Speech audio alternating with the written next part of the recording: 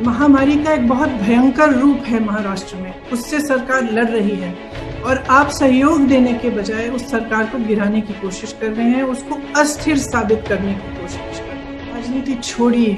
जिस जनता ने हम सबको बनाया है, जिस जनता ने आप में विश्वास रखा है, जिसने आपको बनाया है, आपका साथ दिया है, अब ये समय है कि हम सब आप इस जनता का साथ दें। आप भी अपने स्तर पर किसी भी माध्यम से, फेसबुक से, ट्विटर से, किसी भी माध्यम से आवाज उठाएं ताकि न्याय मिले, ताकि जो दुखी हैं, जो त्रस्त हैं, जो परेशान हैं, हम उनकी मदद करें।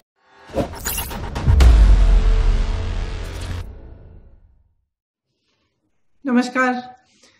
आज देश भर में कांग्रेस के कार्यकर्ता, कांग्रेस के नेता उन लोगों के पक्ष में अपनी आवाज उठा रहे हैं जो लॉकडाउन से, कोरोना महामारी के असर से सबसे ज्यादा प्रभावित हैं। हम इसीलिए ये काम कर रहे हैं ताकि सरकार उनकी आवाज सुने।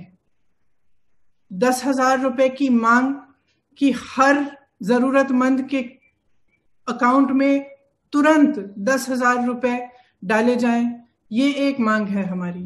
दूसरी मांग कि अगले 6 महीनों के लिए प्रति माह 7,500 रुपए जरूरतमंदों के अकाउंट में डाले जाएं। इसके साथ साथ जो घर पहुंचे हैं, जो प्रवासी मजदूर घर पहुंच चुके हैं, गांव में पहुंच चुके हैं, उनके लिए, उनकी मदद के लिए मनरेगा के जो कार्य दिन हैं वो 100 दिन से 200 दिन तक बढ़ाए जाएं। जो छोटे व्यापारी हैं, जो लॉकडाउन के असर से जूझ रहे हैं, जिनके पास 2 महीनों से कोई बिजनेस नहीं है, जो छोटे दुकानदार हैं, बुनकर है, छोटे व्यापारी हैं, उनकी मदद के लिए सरकार कुछ करे। एक वित्तीय पैकेज दे जिससे कर्ज ना हो उन पर, जिससे उनके हाथों में भी पैसा आए ताकि वह इन मुश्किल समय में अपना गुजारा कर पाए।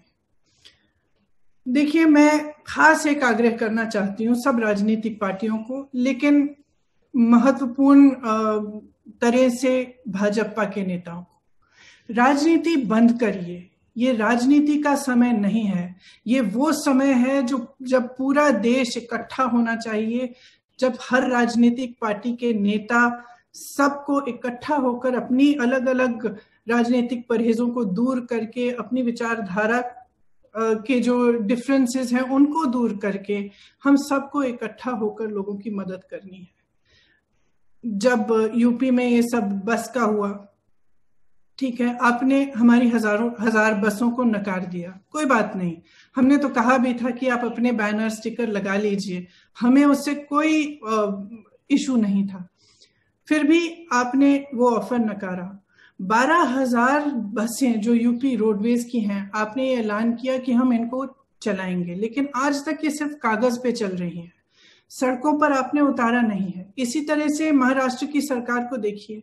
महामारी का एक बहुत भयंकर रूप है महाराष्ट्र में, उससे सरकार लड़ रही है और आप सहयोग देने के बजाय उस सरकार को गिराने की कोशिश कर रहे हैं, उसको अस्थिर साबित करने की कोशिश कर रहे हैं। तो मैं खास तौर से आपको कहना चाहती हूं कि ये सहयोग का समय है। देखिए, हम सब के ऊपर इस देश की जनता का कर्ज है। आप ऋणी हैं, हम ऋणी हैं। हमारे हर दुख में, हर सुख में जनता ने हमारा साथ दिया, आपका भी दिया। आपकी विजय में आपका जय जयकार किया, हमारी पराजय में हमारे साथ खड़े रहे। अपनी उदारता से हमेशा इस देश की जनता ने हमारा साथ दिया है। आज इस देश की जनता दुखी है, त्रस्त है, तड़प रही है। एक बेटा खुद बैल बनकर बैलगाड़ी में अपने परिवार को बिठाकर चल रहा है। एक बेटी अपने पिता को साइकिल पे बिठाकर 600 किलोमीटर साइकिल चला रही है अपने गांव तक। श्रमिक ट्रेनों में मजदूरों की लाशें पड़ी हैं। एक बच्चे का दम अपने पिता की गोद में टूट रहा है। एक मां की लाश रेलवे के प्लेटफॉर्म पे पड़ी है, उसका बच्चा उसे जगाने की कोशिश कर रहा है। इस देश की एक एक माँ इस दृश्य को देख रही है। एक एक माँ उस माँ के दिल के साथ जुड़ी हुई है। एक एक माँ रो रही है। हमारी भारत माता रो रही है और आप मौन हैं। आप कुछ नहीं कह रहे हैं। आप आगे नहीं आ रहे हैं, सहायता नहीं कर रहे हैं। ये कोई राजनीतिक मांग नहीं है जो हम उठा रहे हैं। ये मानवीयता के आधार पर मांग है। हम आपसे आग्रह कर रहे हैं कि राजनीति छोड़िए। जिस जनता ने हम सबको बनाया है, जिस जनता ने आप में विश्वास रखा है, जिसने आपको बनाया है, आपका साथ दिया है, अब ये समय है कि हम सब आप इस जनता का साथ दें। इस दुख की घड़ी में, इस संकट के समय में आप एक एक भारतवासी के साथ खड़े रहें। जो सबसे ज्यादा जरूरतमंद हैं, जो सबसे ज्यादा तड़प रहे हैं, जो सबसे ज्यादा दुखी हैं, उनके साथ आप खड़े रहें। मैं जानती हूं कि उत्तर प्रदेश के बहुत सारे कार्यकर्ता भी मुझे अभी फेसबुक पे देख रहे होंगे। मैं आप सबको दिल से धन्यवाद देना चाहती हूँ। हमारे अध्यक्ष गिरफ्तार हुए हैं, लेकिन हिम्मत नहीं हारे। मैं जानती हूँ कि वो वहां पर भी लड़ रहे हैं और आपके साथ हैं, और आप सब उनके साथ खड़े हुए हैं। आपने आवाज बार बार उठाई है। हम लड़ते रहेंगे, वह लड़ते रहेंगे। ये हमारा कर्तव्य है। हमारा कर्तव्य ये है कि हम सबके लिए अपनी आवाज उठाएं और न्याय मांगे। तो मैं आप सबको बहुत बहुत धन्यवाद देना चाहती हूँ। ये एक मौका है कि मैं आप सबको भी बताऊं कि हमने पिछले 1.5 महीने में आप अपने साधनों से, पूरी तरह से अपनी कोशिश से, आपने आज तक 90 लाख लोगों की मदद की है और आप करते रहें।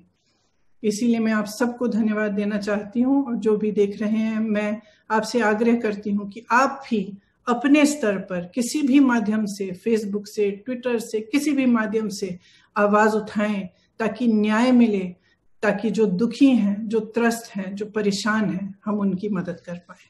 आप सबको बहुत बहुत धन्यवाद। जय हिंद। अगर आपको हमारे वीडियोस पसंद आए तो प्लीज लाइक करें, सब्सक्राइब करें और शेयर करें।